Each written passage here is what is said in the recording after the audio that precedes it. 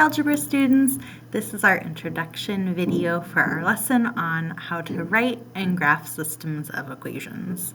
The first part of this is what is a system of equations. And I think the most important part of this definition is I want you to know that a system means we are talking about two equations. In future math classes, you might see systems that are more than two equations, like 3 equations, 4 equations. But in our class, a system means we're going to be talking about 2 equations. It can be like one situation, one story, where from that story you can write 2 equations, and those 2 equations have the same solution. And so in this introduction video, we've got one example that we're going to look at and talk about how you can solve this situation using what we know about graphing. So for our story, we've got Horbu and Isa are both saving money. Horbu saves $50 each week, and Isa already has $100 saves, and he adds $25 each week to that money.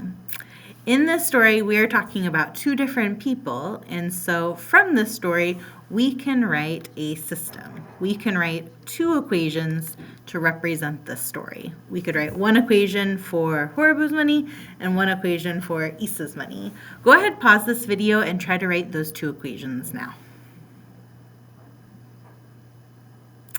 So in my 2 equations, I'm going to start off by saying my 2 variables.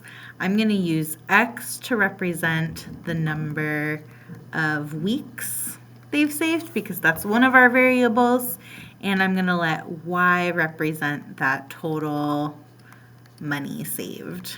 Remember, you can use different variables. You can use m and w, a and b, but I'm going to use those 2. So for our first equation, my first equation is going to be describing Horbu, and I'm just going to make a little note off to the side.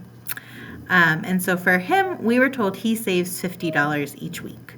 So that means if I want to know the total money he saved, I would be taking that $50 and multiplying it by the number of weeks.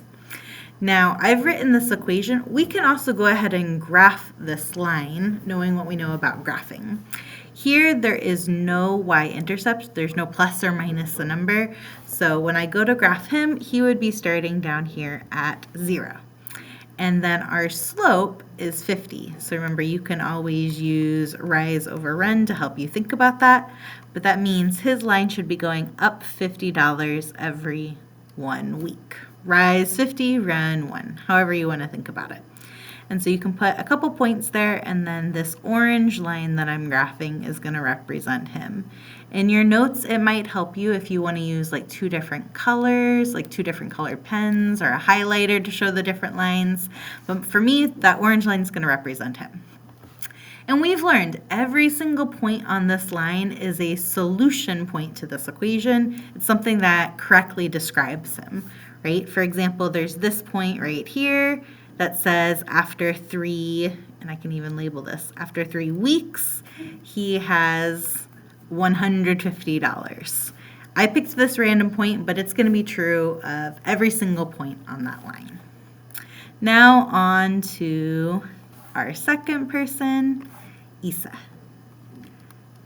And so for Isa, we are told he already has $100 saved, and he's adding $25 each week.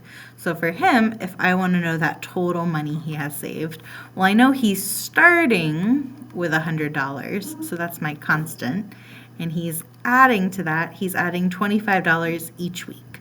That $25 is something he adds again and again, so there's that variable with it.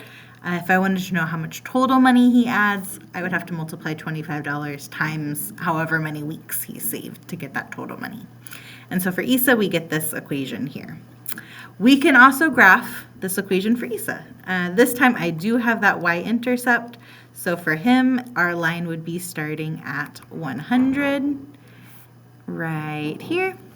And then for him, his slope is 25. So that means his line is going up 25 and over 1. So starting at 100, I'm going up $25 over 1 week. He's saving $25 every single week. And so same as before, you can plot a couple points and then draw your line. And everything we said earlier is also true. Every single point on this line is a solution for Isa, and every single point on this line correctly describes him. So for example, the second point here says after 2 weeks, Isa has $150. Now when we are looking at this graph, I've put both of these equations on the same graph. And there's a lot of things you can notice. And the main thing we are going to be focusing on when we talk about a system and graphing a system is the intersection, or you can even say intersection points. On this graph, where is the intersection point? That intersection point is right here. And there's something special about that point. We said a system of equations is going to be two equations that have the same solution.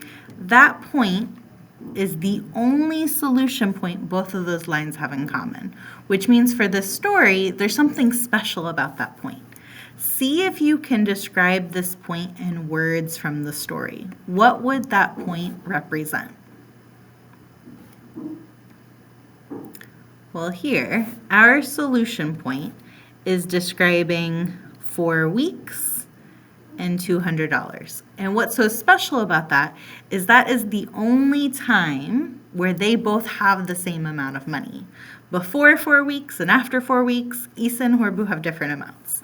But I could use this graph and this system of equations to help me solve the problem of when do they have the same amount of money.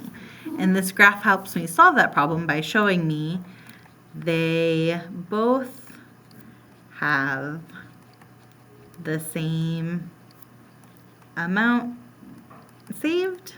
And we could even say that same amount is $200 after 4 weeks. Now the graph ends at 10 weeks, but that would never be true again. If they keep saving for years and years and years, this is the only point in time they both have the same money.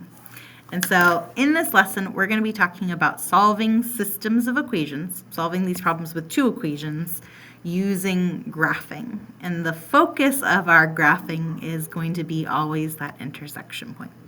Thanks so much for watching. I hope this was helpful.